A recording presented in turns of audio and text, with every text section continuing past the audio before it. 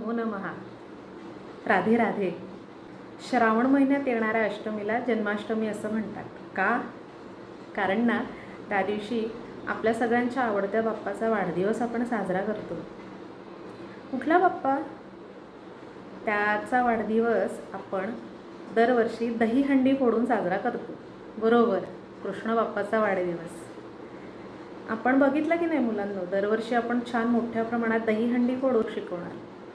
त्या श्लोकात कृष्ण बाप्पाचं खूप छान वर्णन केलं आहे. आणि आरोग्यहंडी जर आपण फोडली तर नक्कीच आपल्याला त्याच रूपात त्याचं दर्शन होणार आहे. तयार सगळे? चला, हात जोडायचे. मंदम हसंतम प्रभयालसंतम जनस्य चित्तम सततम हरंतम वेणुनितांतम मधुनादयंतम बालमुकुंदम मनसा स्मरामी.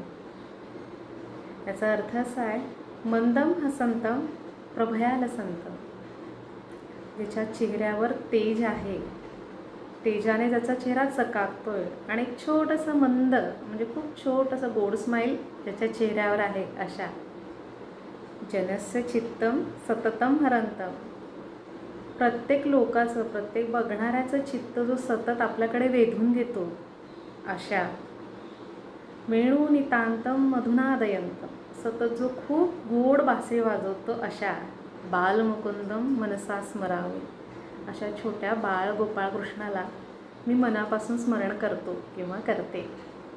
किती छान श्लोक आहे की नाही? धन्यवाद. पुनर्मिलामः. जय श्रीकृष्ण.